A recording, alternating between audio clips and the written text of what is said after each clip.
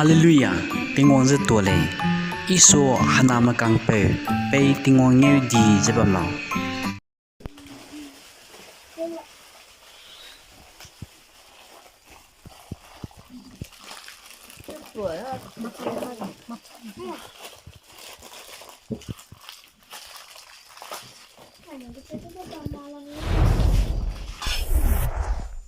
Jesus, Jesus, Jesus, Jesus, Jesus.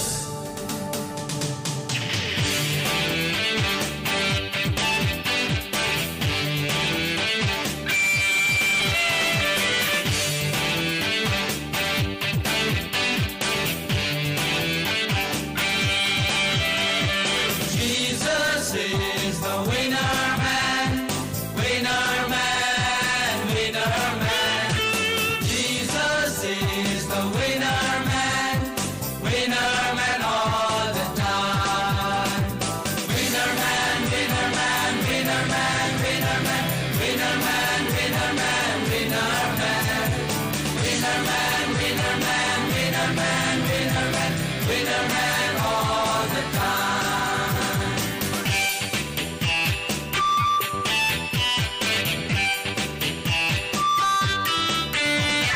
Satan is the loser man, loser man, loser man. Satan is the loser man all the time. Loser man, loser man, loser man, loser man, loser man, loser man, loser man. Loser man, loser man, loser man, loser man, loser man all the time.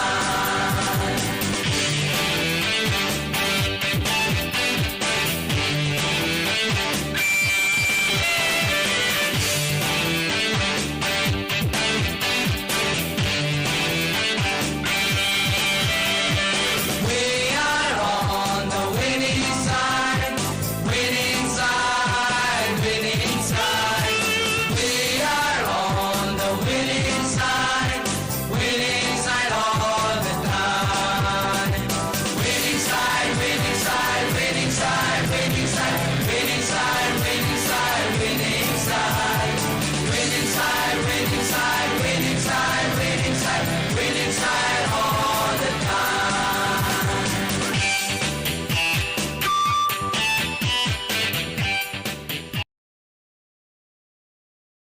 Cabinet John Fragatum Badum Grassrock Harana Katerese whom the Sangi Bizigina Banana Kunake Gababu Pana Pegale Mimi Gedebutunum Kamiba Garamale and there in Timo Papanole.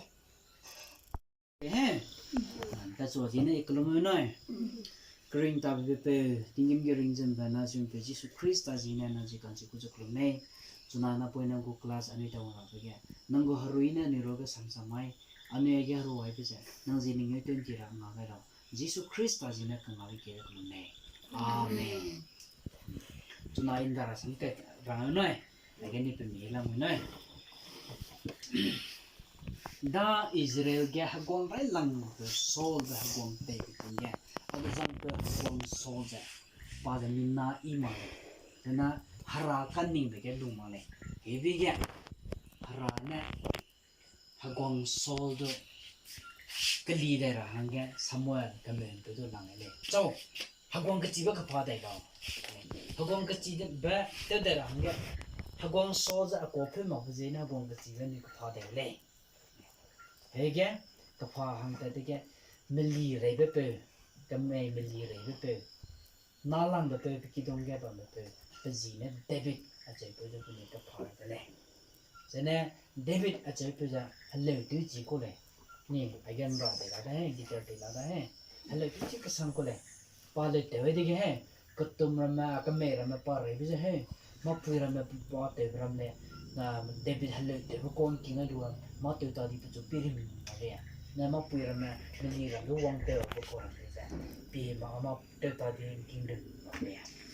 The David hello, this is Sankole, then Papulu E, Rang E, then Pap Kohelo, Mina Ik Sanko, Ewana, branchi ba sang cao na radi tu le pa bana te chalo cao na hagum tu le pa bana te chalo ba ko le haja pa hana poine bi be ti po ting ge pa ni harei te bam ne du azang du langai ma le harei te bam ge kot a harei te bam ge pa chu langai ma le pa hana bi ni le lu su na ke ka pa chu langai be te ne ta ka pun ta ka hang na langai be harei ge bam di pa ni harei te wa chi ga ko ze da ge ta pe na ga ne te ko ge langai chou harei hang ta chu ge pa ta le pa ta ke ting ge Israel marama ni pe di te fikre apo ki zo hu ni fikre hu ko ni pe di te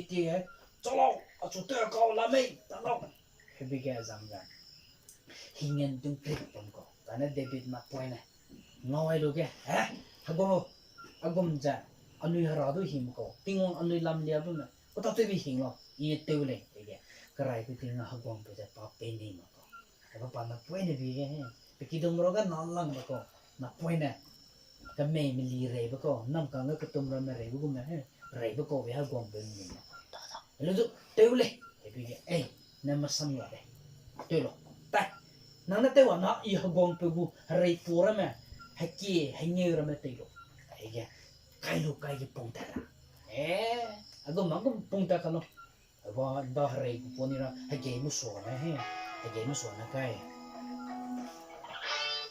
hage mu so kai na hage tui te ji gom le pung ta la le ia agu tui nai agu tu bain pi ni te le hage elo cho lo nge ki ma pa bu lu nge ki gen chu kang nge ko lu ti pon da cha ka ke be ke he ni be ku pong me he be ke kai lu ja pa hagong pe ku ye ni pe di fit kre pinge le ko cha la ko pinge le te kiam phai ta te kiam he te kiam nong mat I ko te yo sa mon te pa te ko te le na azanga go te ga hati poi ne te yo rai re pe ha kong pe ja puni te re pe puni jo mo la pe ja pra ta ta gu ma nang ra mai ke ge hi ma me ga nang a chu te wa hati poi ne te lu go ka a chu nang ha te poi ne le ta ne kong pe he ga ia David na poi ne ka chei na he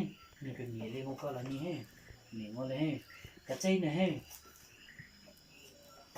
ka chei na poi na ke pe ke pra ta ta ke David na ia na tingim ge ring se ba hara ting ke de kan dam ke Jesus Christ ji ne ya nang chu te ri again nang pe a ka sang ma pa ta ra pe ke he pa kasang ma pun na ha ta rai rai ke David ko ja bu pu se kan da gu tu bai pi mi ba ga ri ya ke ro ko le ti pu lon chu ke ji lo he patale ge rek kap ka bi ge ko ka ra cha di ko ji na ine nang ni ju rang ba he nang ni han na poi na le ya nang ni dong che su noi nang ni dong che su nang ni ji su ju nong ga ki ma le ni ge na ba corona do mi na ra me hi na he Karena corona tu le ma do hinga ka ina ke de pere rasam sia ala ma re te la le ila ma minara ma chai la le ala ma ka ba ma chai la le de ko te la le hara di wa le ma do hinga jisu na mi gam ya di ta mara na tu na poi ne le na nam si ina ale ma do se so ani lung hing so ani ma do ma hing ne nang zai lung gen kau la ga lai ta ke Apoi, lai ka lai, ya kan bolu. Me, ke ci gom le ma. Jisu la mu. Jisu ni de la to na, ani ma do hin da mai. Ni ki na bi na su sa ne ko ne. Ring ta be no su to le, na ngai bi ji ge na point de ge. Ji ja. Hagong nang kram ba pung ta di lo ge, David ba na point na. Nang hang ge, ji in zai sap sa ba ji.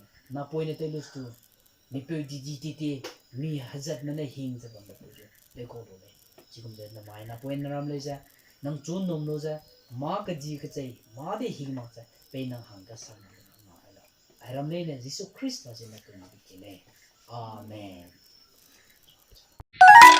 khara sam king khai se ba hay mà